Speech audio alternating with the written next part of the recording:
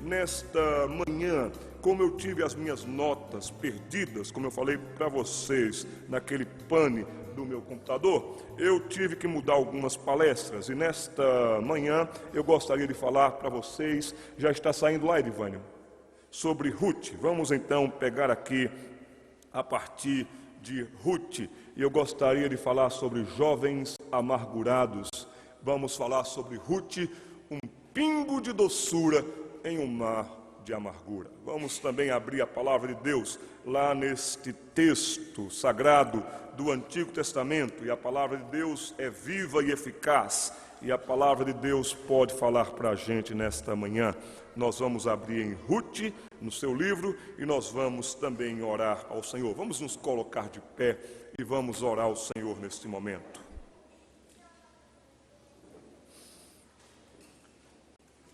Amado Senhor e Deus, estamos aqui na sua casa nesta manhã para lhe adorar em espírito e em verdade, e para também nos abastecermos da sua palavra. Pai, muito obrigado pelo que já tivemos nesta semana, muito obrigado pelo que já ouvimos sobre a sua igreja e sobre o seu projeto para a gente dentro da igreja nesta manhã. E agora, Pai, nós queremos pedir ao Senhor que a nossa vida seja uma doação, que a nossa vida tenha sentido para os outros, que a nossa vida marque a nossa própria geração. Senhor, aos olhos do mundo nós não somos nada e nem ninguém, comparando-nos com as celebridades da vida, mas aos seus olhos nós somos filhos e filhas do Deus Todo-Poderoso. Colocados neste momento, neste contexto, neste lugar aonde estamos para vivermos para o louvor da glória de Jesus. Ó Pai, são tantas as circunstâncias que tentam amargar as nossas vidas e amargurar os nossos corações. Ajude-nos nesta manhã a não enveredarmos pelo caminho dos amargurados. Ajude-nos nesta manhã a mantermos a doçura bonita que vem de um coração que confia no Senhor. É o que nós pedimos, agradecidos no nome de Jesus. Amém. Pode sentar, querido, querida. Coração de um crente pode amargar, sim. Coração de um crente pode ficar azedo. Asaf foi um homem de Deus. Asaf foi um homem de louvores. Asaf foi um homem que compôs salmos. Mas chega ali no Salmo 73 e ele mesmo diz: quando o meu coração se amargou, quando o meu coração se tornou amargo. Nós temos tudo nesse país e nesse contexto em que vivemos, ou para nos tornarmos cínicos, ou para nos tornarmos amargurados. Se formos viver pelo que vemos, se formos esperar pelo que nós ouvimos, se formos de fato nos basear pelas promessas furadas e falidas que aí estão, então é melhor de fato nós criarmos uma amargura, até mesmo como fator de proteção para afastar outros, porque chega de decepção, chega de tristeza. Nessa manhã nós vamos ver sobre Ruth, uma mulher que viveu num momento e num contexto muito difícil. Ela tinha tudo para amargar e para amargurar o seu coração. Ela era nova convertida e ela nos ensinará muito nesta manhã. Em primeiro lugar, gostaria de destacar quando vem a crise. Queridos irmãos, vivemos entre crises. Crise vem, crise vai, crise volta. Nós, de fato, vivemos cercados por crise. Agora, por favor, preste atenção nisso. É muito melhor que você administre a crise do que a crise lhe administre. É melhor que você tenha condições e recursos para administrar tempos de crise do que a crise vir tomar conta da sua vida. Tem muita gente hoje vivendo administrada pela crise. Tem muita gente hoje que já não consegue mais viver. A crise já lhe engoliu e hoje essa pessoa só arrota de fato crise, desgraça, miséria e amargura. Agatha Christie, aquela contadora de contos secretos e contos misteriosos, Agatha Christie, ela foi perguntada certa vez como é que ela conseguia ainda sorrir e ser simpática quando ela já tinha passado dos 80 anos de idade. E Agatha Christie disse: é simples, se você quiser ser simpática aos 81, comece a ser simpática aos 18. Então, minha querida, se você quiser ser uma pessoa simpática aos 81 anos, 85 anos, 90 anos, que você já comece agora, nos dias da sua mocidade, a ser simpática, a ser simpático. Mas hoje nós lidamos com jovens raivosos, hoje nós lidamos com jovens amargurados, hoje nós lidamos com jovens com cara feia, porque em vindo a crise, estes não conseguiram lidar com a crise, estes não conseguiram administrar a crise. A crise vem, a crise não avisa, a crise se instala. Capítulo 1 do livro de Ruth diz: nos dias em que julgavam os juízes. Está vendo? No dia a dia, dia ia passando, dia vinha, dia ia. No dia ou nos dias em que julgavam os juízes, houve fome na terra. Nada mais forte para expressar crise do que essas 4 letrinhas. Fome. É até uma música. Você tem fome de quê? Você tem sede de quê? E ali aquele cantor vai destilando toda a sua crise, toda a sua raiva e toda a sua desesperança. Houve fome na terra. Agora esse texto muito bem cabe no Brasil. Olha aí como termina, por exemplo, o livro dos Juízes. Se você olhar para o último versículo do livro dos Juízes, capítulo 21, versículo 25, você vê que a crise estava aqui, resultado da bagunça, resultado da desorganização, resultado do egocentrismo, egoísmo, vaidades e etc. Diz o texto: naqueles dias, Ruth vai viver esses dias, não havia rei em Israel, e cada um fazia o que achava mais reto. E o homem egoísta, o homem mau, o homem vaidoso, ele sempre vai puxar para si, para o seu bolso, vai extorquir do próximo, e a consequência é que a crise vai desandar de fato. Houve fome na terra. A crise não se instala, a crise não avisa, a crise vem e se instala. E nós podemos resumir a grande crise a partir dessas 4 letrinhas que formam esta palavra terrível. E quando vem a fome, aí realmente a coisa aperta, aí realmente a coisa dificulta, porque a pessoa tem fome, a pessoa quer se manter, a pessoa quer se nutrir, mas na fome as pessoas agem com loucura até. Nos dias, por exemplo, da Reforma, houve uma grande peste em uma região próxima da Polônia, e foi tanta fome, que aqueles que foram considerados heréticos e morreram na forca, as pessoas iam lá e tiravam aqueles corpos da forca e comiam, devoravam aqueles corpos. Fome é coisa terrível. Hoje a humanidade vive em grande crise. Hoje a crise moral, hoje a crise social, hoje também e sempre continuou na história da humanidade a crise espiritual.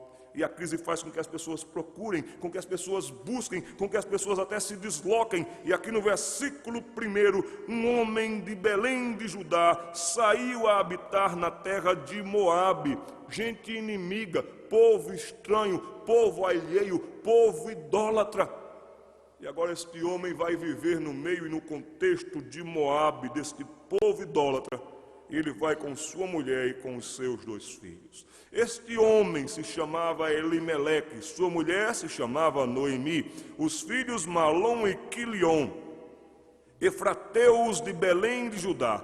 E agora eles vêm à terra de Moabe e eles ficaram ali. E eles têm que conviver ali. E eles têm que lidar com esse povo estranho, com esta gente estranha. Você está tendo que ficar esse tempo na universidade com gente alheia, estranha, com gente idólatra, com gente cínica, com gente que venera Afrodite, como nós vimos nessa manhã.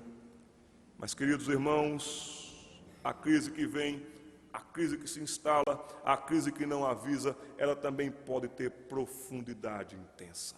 E logo ocorre uma desgraça. O versículo 3 lhe informa e me informa que, como se não bastasse desgraça em cima de desgraça, morre Elimeleque. Isso, para um contexto judaico da época, era o homem quem nutria, era o homem quem supria, era o homem quem dava assistência à casa.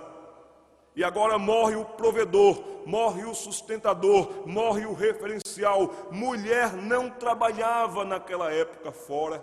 Mulher não tinha o seu salário. Aliás, quando uma esposa judia muitas vezes saía com o seu esposo à rua, ela tinha que andar quase que 1,5 metro, 1 metro atrás dele, não podia nem estar próximo, ao lado do marido. E agora morre o provedor, morre o seu sustentador. Noemi então é atingida por um forte golpe. Quem sabe você também foi atingida por um forte golpe.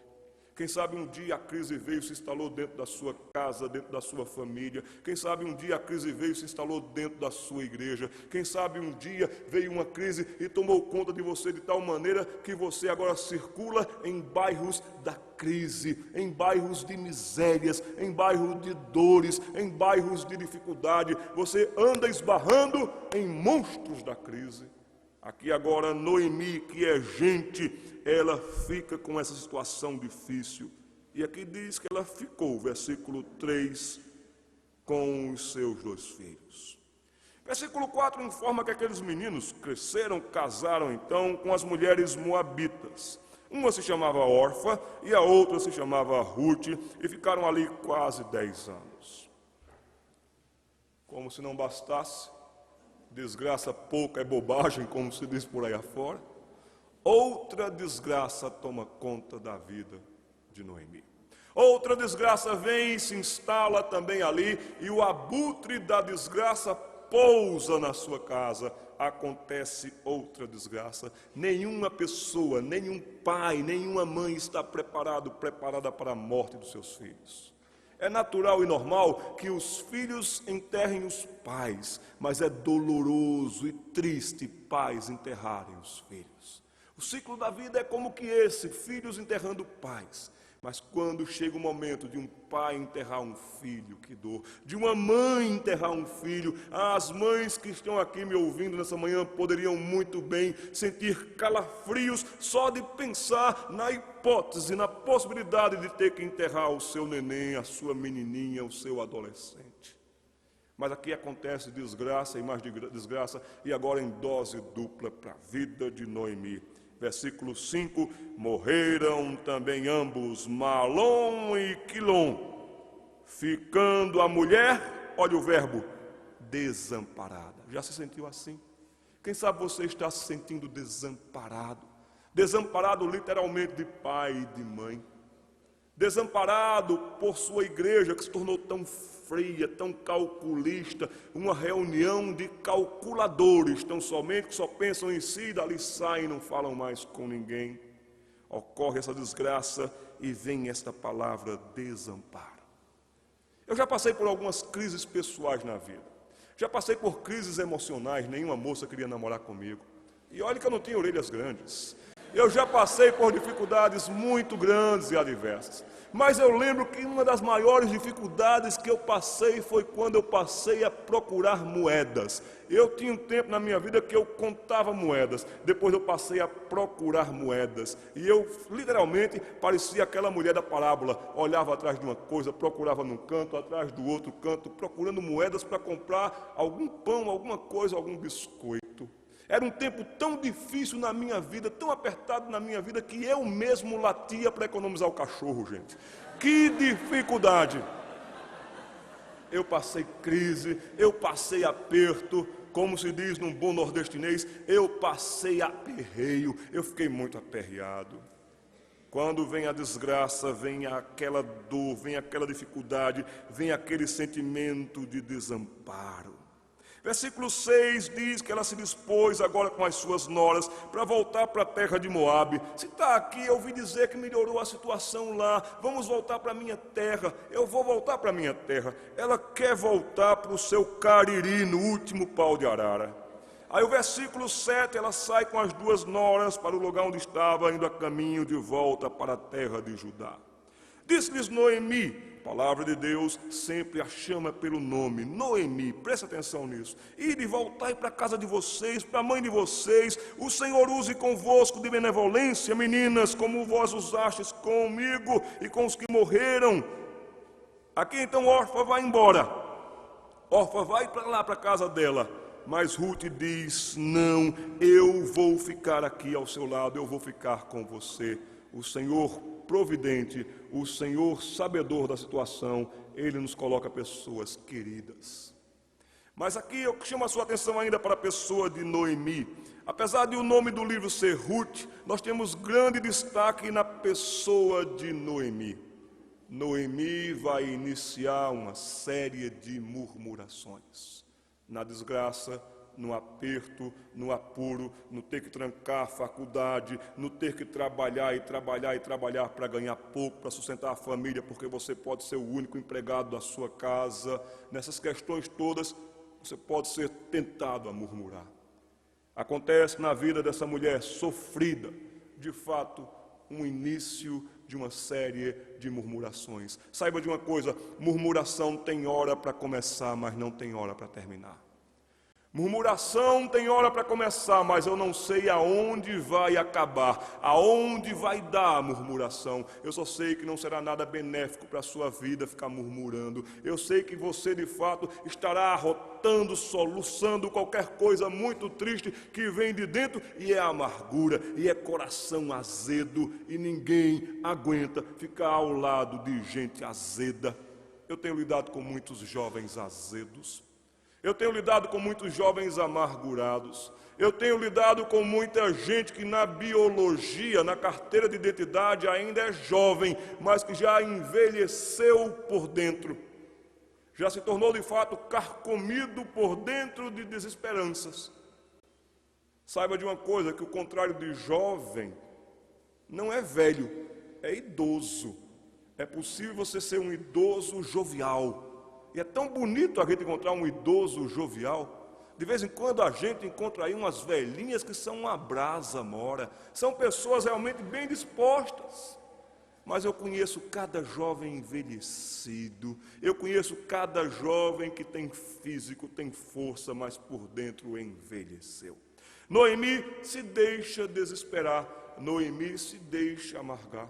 E se você ficar olhando para as circunstâncias, fome, desgraça após desgraça, perdi isso, perdi aquilo outro, você também vai amargar. E você também vai querer colocar culpa em Deus. E você também não vai querer vir à casa de Deus. Para quê? E você também não vai querer buscar o Senhor de todo o seu coração. E a sua confiança será abalada. E muitas vezes quando o pastor diz, vamos orar, todo mundo ora, você só fecha os olhos. Noemi se deixa desesperar, Noemi se deixa amargar. Cuidado para a sua lápide também não ser aquela, entrou na vida para perder, lutou, perdeu sempre, morreu e não descansa. Uma lápide que poderia ser bem a lápide de Noemi nesse contexto. Noemi já se entrega. Noemi, no capítulo 1, versículo 12, você vai ver aí que ela fala para as suas noras, eu sou velha demais. O que significa isso? Eu não posso fazer mais nada. Eu não sou mais ninguém, é melhor que eu me isole até morrer. Tem muito jovem assim, que não admite que envelheceu, mas que age como um envelhecido, como um que está apodrecendo por dentro de falência. E é gente que estraga o dia da gente. E é gente que a gente vem tão feliz, conversa com aquela pessoa, e aquela pessoa de fato consegue mexer com a alegria da gente. Tem muita gente que já se admite falida, que já se admite realmente envelhecida nas suas práticas e na sua esperança. Eu sou velha demais. E vai acontecer no capítulo 1, versículo 20, que ela, Noemi, vai assumir uma identidade de tragédia. Ela vai assumir uma identidade que de fato a transformou, a mudou, mexeu com ela. Quando ela está voltando para ajudar, as pessoas até reconhecem, porque os vizinhos vão vendo e vão se admirando e dizem, olha, não é, parece, é sim, é Noemi. E as pessoas vão vendo, vão visualizando, mas quando chegamos aqui no versículo 20, e as pessoas dizem, não é Noemi, aí no versículo 19, ela mesmo diz, não me chameis Noemi, chamai-me Mara, porque grande amargura me tem dado Todo-Poderoso. Como é que se ora assim? Como é que se vai falar com o Todo-Poderoso assim? Se você de fato já se autodenominou-se Mara. Tem muitas Maras e muitos Maros no nosso meio. Muita gente que agora está criticando a igreja, muita gente que agora está criticando o evangelho, muita gente que agora está criticando tudo, vai ver porque envolto em crise, envolvido em crise, e a crise vem e ela voltará e ela retornará, e neste mundo sempre viveremos cercados de crises, e elas poderão vir contra a gente sim, e elas poderão se instalar na porta da casa da gente sim, e ela poderá ficar dentro da casa da gente, dizer daqui não saio, daqui ninguém me tira, e só o Senhor atira, saiba disso. Mudei de nome, agora eu sou a personificação da amargura. Tem tanta gente assim, que é a amargura em pessoa. Prazer, amargurado da Silva.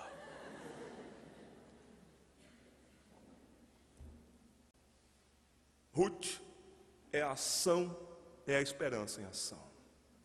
Tem crise? Tem. Ruth também está em crise? Está. Será que em todo canto está seco e só na cabecinha de Ruth está chovendo? Não, gente, isso é em desenho animado. Também havia fome para Ruth. Também havia situação inconveniente tomando conta do mundo de então para Ruth. Agora Ruth está lidando com uma pessoa amargurada. Ruth está ao lado, acordando, dormindo com alguém que de fato devia ser uma tristeza estar na mesma casa, debaixo do mesmo teto de Noemi. Mas Ruth, ela, crente agora nesse Deus Todo-Poderoso, porque a sua maneira de falar, de agir, de esperar, demonstram que ela é crente em Deus Todo-Poderoso. E ela de fato vai ter Deus na boca, e ela de fato vai ter Deus no coração, e ela de fato vai agir e reagir pelos padrões de Deus.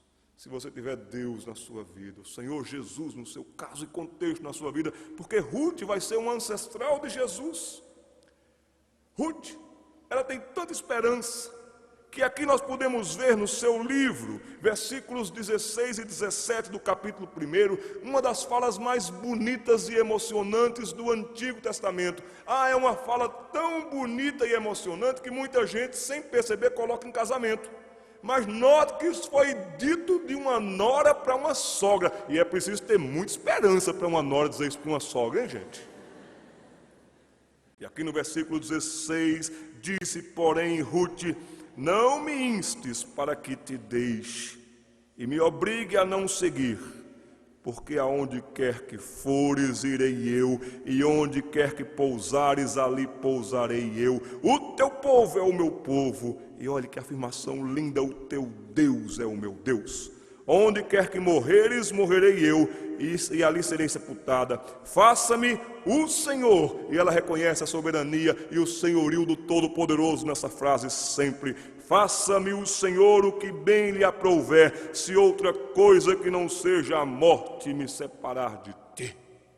A gente está precisando de gente assim. Ruth devia ser paraibana, porque uma firmeza dessa, com uma raça dessa. A gente está precisando de gente assim na mocidade. Faliu tudo. Só tem uns 4, 5 gatos pingados na mocidade. Aliás, em igreja não tem gato pingado, tem ovelha pingada. Só tem 4 ou 5 ovelhas pingadas na mocidade, pastor. E aqui a gente está precisando de gente com a coragem, com a raça e com a esperança de Ruth. Ruth não fora criada num contexto onde Deus era adorado, louvado e reconhecido como Noemi. E às vezes eu me surpreendo com novos crentes, com novos convertidos. Eu vou lidando com gente assim da igreja que já tem 20 anos, 30 anos de fé, e de quem eu esperava maturidade e firmeza, vem as maiores imaturidades e descrenças. Eu fico bobo com isso. Aconteceu um dia um momento difícil lá na igreja, a gente lidando, trabalhando. Aí um rapazinho novo convertido, vindo das drogas, de uma vida de tragédia, de miséria, que está vibrando com Deus, seu Salvador, está vibrando na classe de catecúmenos, veio reclamar comigo porque a classe de catecúmenos é curta, e ele quer fazer um extra classe, segunda, terça, quarta, quinta e sexta. E ele está vibrando com o Evangelho. Aí ele me percebeu assim, um tanto abatido, um tanto entristecido pela situação. Aí disse, pastor, eu não sou muito de falar, mas está aqui. E ele me entregou uma cartinha. E eu fui para casa. E quando eu cheguei em casa, que eu abri aquela carta, eu pensei que eu só ia encontrar assim, Jesus te ama e eu também. Mas tinha linhas e linhas e linhas e linhas. Eu comecei a ler e comecei a chorar. Porque de quem eu não imaginava e nem esperava maturidade, vieram textos consoladores e confortadores.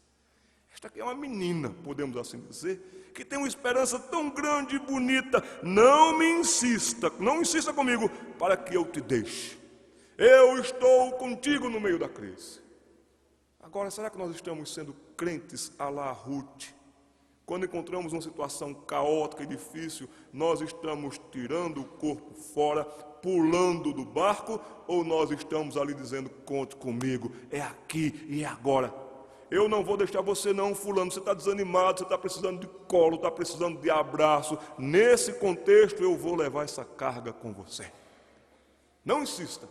Eu não vou deixar você não vai, olha, eu não vou desgrudar de você coisíssima alguma, porque eu confio em Deus, esse teu Deus é o meu Deus, e Ele é o Senhor de todas as coisas. A crise pode vir, mas antes da crise Deus é soberano.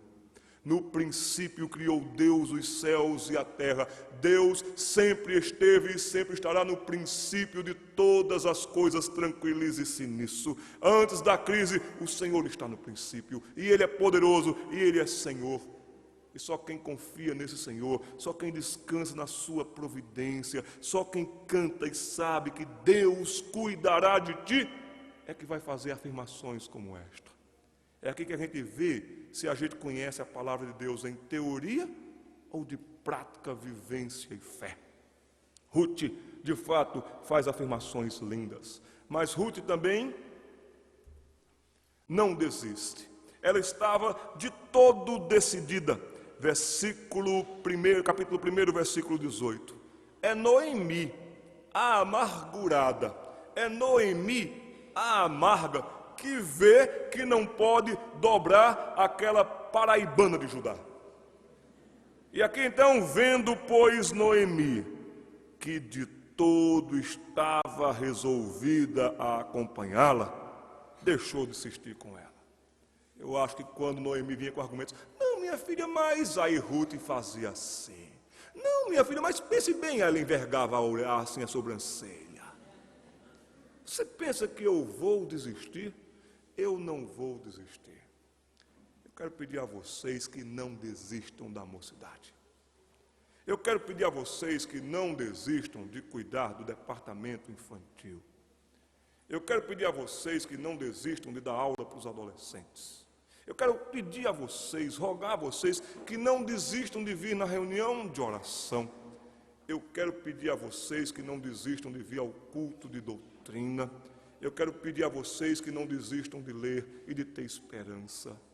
Ruth estava de todo decidida, ela não desistia. Ah, meu querido, minha querida, se você estiver atravessando momentos difíceis, saiba que nesses momentos difíceis, Deus está formando você à semelhança de Cristo para a glória dele sempre. Noemi continua insistindo com a sua amargura. Já vimos isso no versículo 20. Não me chame de Noemi. Meu nome não é mais Noemi. Noemi morreu. Eu não sou mais Noemi, eu sou Mara. Mas se você for ver todo o texto, verso 18, vendo, pois, Noemi. Verso 19, lá no finalzinho, não é esta Noemi. O Espírito Santo, autor dessas letras, continua a chamar-lhe pelo nome. O Espírito Santo continua a chamar você pelo seu nome. Mesmo que você queira mudar de nome, mesmo que você tente mudar de nome, o Espírito Santo lhe sonda, o Espírito Santo lhe conhece, o Espírito Santo pode marcar a sua vida. Encerrando, vamos ver algumas lições de uma moça simples. Não foi uma celebridade. Até mesmo, eu colocaria, me entendo, entre as celebridades da Bíblia, ela não é das maiores. Não foi uma celebridade. Não são lições de uma celebridade que nós temos aqui, mas lições de uma moça simples e viúva, que podia então estar até desolada num canto, chorando sua dor, chorando seu marido perdido, morto, indo embora, essas coisas todas. Ruth, ela foi apunhalada pela desgraça, por assim dizer, mas não se deixou tombar. Ruth nos dá lições preciosas. A primeira lição que Ruth nos dá é uma boa, santa, bonita vontade para trabalhar. Tem gente que desiste.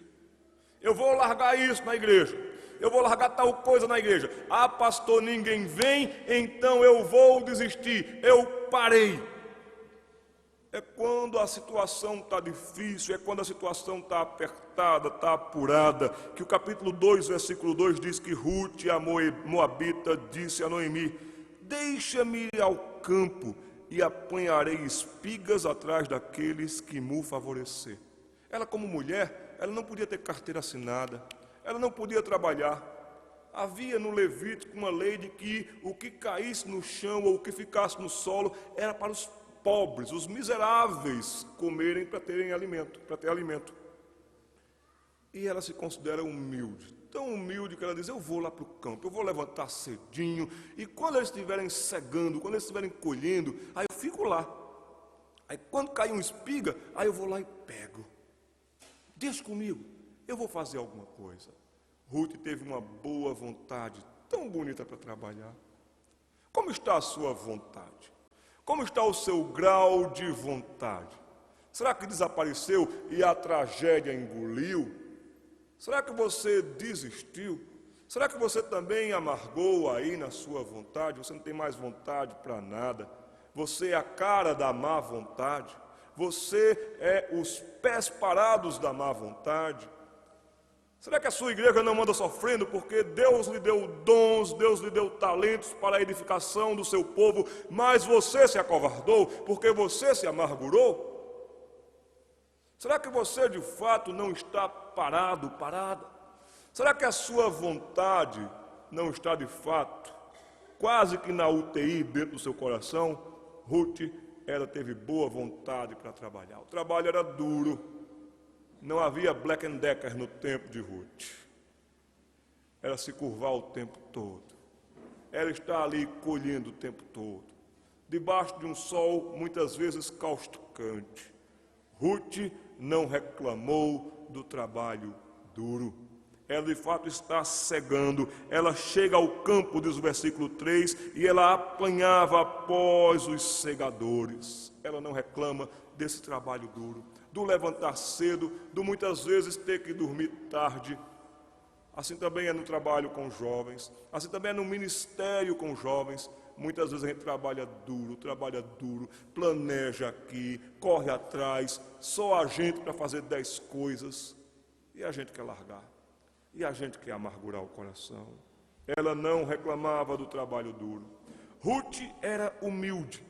Quando Boaz veio falar com ela, versículo 10, ela se inclina com o seu rosto em terra, ela nem olha para ele. Ela se inclina com o seu rosto em terra, e até ela fala: como é que me favoreces e fazes caso de mim, sendo eu estrangeira? Como é que tu me favoreces? Ruth é humilde. Na crise, muitas vezes cresce o nosso orgulho também. Eu estou precisando, mas eu não vou atrás. Eu não vou pedir, eu não vou fazer. Se ele pensa que eu vou colocar o meu rosto em terra, ele está muito enganado. Humildade, característica dessa mulher em tempos de crise. Os humildes atraem, os humildes nos impressionam. E Deus de fato quer ver esta característica, esta bondade da graça do Espírito Santo de Deus em nós, esta humildade para marcar os outros. Eu não estou falando aqui de uma falsa piedade, de uma pieguice sem sentido. Eu estou falando de uma humildade bonita que tem esperança, que diz: o dia hoje foi difícil, mas o mundo ainda não acabou, e Deus é Deus. O dia hoje foi difícil, mas o Senhor trouxe providencialmente tudo o que eu preciso. Eu dou graças a Deus que Deus não respondeu mais da metade das minhas orações. E olha que eu já orei bastante por tanta situação, mas eu dou graças a Deus que Deus não respondeu mais da metade das minhas orações, porque eu não saberia o que fazer com tanta tranqueira lá em casa. Como nós oramos mal, gente. Sabe o local onde a gente mais ora? Shopping center. A gente chega no shopping center: Senhor, sim, essa blusa maravilhosa, Pai. Ah, como combina com essa saia, Senhor, e traz esse sapato também, amém. Eu estou pensando em mudar a reunião de oração dos homens da igreja para a concessionária Chevrolet. Porque quando oh Deus, esse astra para eu brilhar. Ruth é humilde, Ruth de fato ela se prostra, ela está a serviço do próximo. Ela considera o outro em máxima consideração. Que nós sejamos pessoas humildes em tempos de crise. Eu acho bonito o versículo 11. Respondeu Boaz e lhe disse: bem me contaram tudo quanto fizeste à tua sogra. Está vendo que a ação não fica esquecida? E depois da morte de teu marido, e como deixaste a teu pai e a tua mãe e a terra onde nasceste e vieste para um povo que dantes não conhecia. Ruth deixou a terra dela, Ruth deixou os pais, nesse sentido dos moabitas. Ruth de fato deixou as práticas dos moabitas. Ruth de fato não tinha nada com o mundanismo dos moabitas. Ruth de fato não tinha nada com a idolatria dos moabitas. Ruth deixou para trás tudo isso. E de fato o servo que Deus usa é aquele servo que deixou para trás tudo aquilo que não agrada ao Senhor e o segue. E diz: Senhor Deus, podia ser que nos dias de fartura lá em Moabe eu até estivesse fisicamente e materialmente melhor, mas não estava em paz. Eu deixei tudo isso e eu deixo para trás. Querida, querido, confirme a sua vocação e eleição, sendo você, quem sabe, único, única na sua casa. Muitas vezes cercado de idolatria, você deixou isso para trás. Você confia no Todo-Poderoso, você não anda pelo que você vê, você anda pela sua fé, e fé em Deus, o Deus que supre, o Deus que assiste. Você deixou, você não tem que se voltar mais para nada do que era de terra de Moabe. Confia em Deus. Ruth encontra refúgio no Senhor. Versículo 12: o Senhor retribua o teu feito, e seja cumprida a tua recompensa do Senhor, Deus Israel, sob cujas asas vieste buscar refúgio. E o Senhor Deus diz que quem busca, acha. E o Senhor diz: invoca-me e te responderei. Jeremias 33, 3. Anunciar-te-ei coisas grandes, coisas ocultas que não sabes, porque assim diz o Senhor, o Deus de Israel. Deus teve misericórdia de você, Deus teve compaixão de você, Deus lhe salvou, Deus lhe regenerou em Cristo Jesus, e você agora é amparada de Cristo, você está em Cristo, você é nova criatura, você não está em crise, você está em Cristo. É bem diferente. Esta moça se alimenta. Versículo 14. E como Deus misericordiosamente supre, nutre. E aqui diz que Ruth vai se alimentar e sai sobejando. Ah, que versículo lindo esse versículo 14, um versículo de esperança para mim e para você. A hora de comer, Boaz lhe disse: achega-te para aqui e come do pão, e molha ali um pouquinho no vinho o teu bocado. Ela se assenta ao lado dos segadores, e ele lhe deu grãos tostados de cereais. Ela comeu e se fartou e ainda sobejou. Em dias de crise, Deus nos alimenta. Em dias de crise, a gente come que se farta. E em dias de crise, a gente sobeja até. Você, quem sabe, chegou aqui meio esquálido, faminto. Você veio lá do Sergipe montado numa jumenta. Chegou aqui, aí Deus, por sua infinita graça e misericórdia, disse: agora você vai sentar e vai comer. E agora você vai ver como o teu DNA vai produzir proteínas. Deus alimenta, Deus farta. Naquele meu tempo de vacas bem magras mesmo, aí eu contava moeda e de vez em quando aparecia um congresso aqui em São Paulo. Aí eu dizia: Senhor, eu quero ir para esse congresso. Aí eu orava, mas não morri de orar não, viu gente? Estou aqui. Eu orava e dizia: Senhor, eu preciso para esse congresso vai me fazer bem para a alma, vai fazer bem para a minha esperança, vai fazer bem para a minha alegria. Aí eu vinha de Itapemirim, eu vou de Itapemirim, eu volto de Itapemirim. Eu não ia de São Geraldo porque eu não era devoto de São Geraldo, eu vinha de Itapemirim. Eu sabia de todas as cadeiras do ônibus, gente, porque sentei em todas elas, cada uma delas. E eu vinha 48 horas de viagem. Eu percebi como a Bahia é enorme. Eu percebi como Minas Gerais não tem fim. Eu conheço cada palmo desse chão, eu conheço, irmãos. Mas eu vinha e eu me fartava, e eu voltava, e eu dizia: gente, olha, eu fui para o congresso, eu comi, eu me fartei e até sobejei. Escuta essa fita, tem esse esboço, tem esse estudo, e eu fui distribuindo para os meus irmãos, alimentando os meus queridos. Estamos indo para o final. Ruth pensou nos outros. Por que Deus permitiu que você aqui estivesse? Será que você agora vai ser egoísta e dizer: só para mim, só meu? Eu chamei para vir, não quiseram ouvir, bem feito. Agora não distribuo com ninguém. Não, queridos. Ruth, essa moça simples que não se deixou amargar em tempos de crise, ela também pensou nos outros. Capítulo 2, versículo 18. Tomou e veio à cidade, e viu a sua sogra o que havia apanhado, também o que lhe sobejara depois de fartar-se.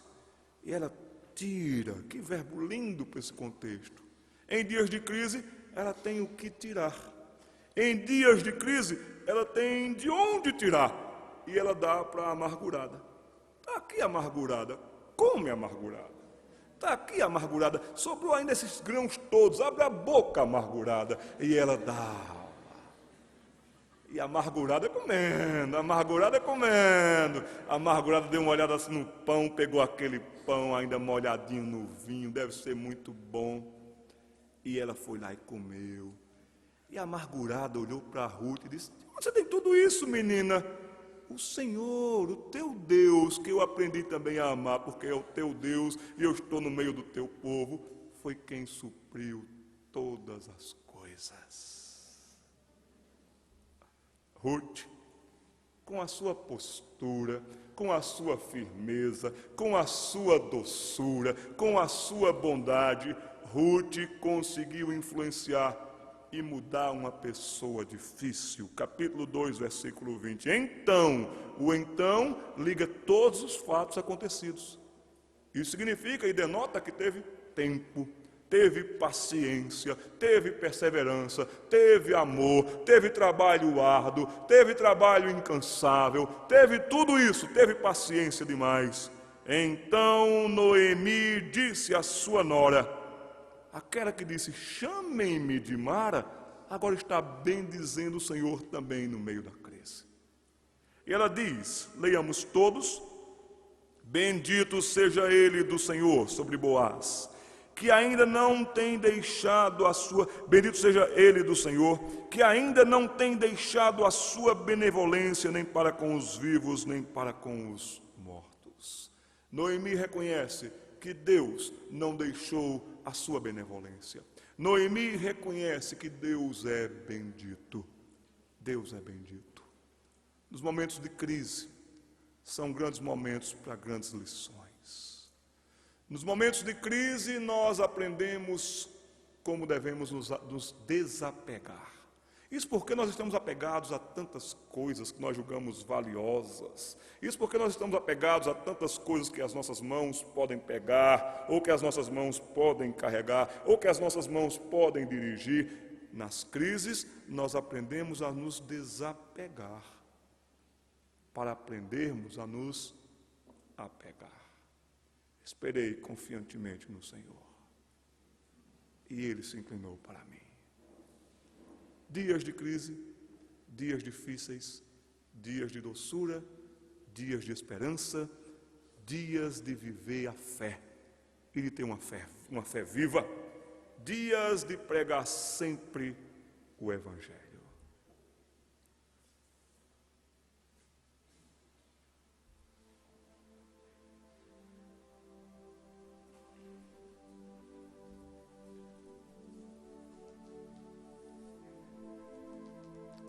Amém.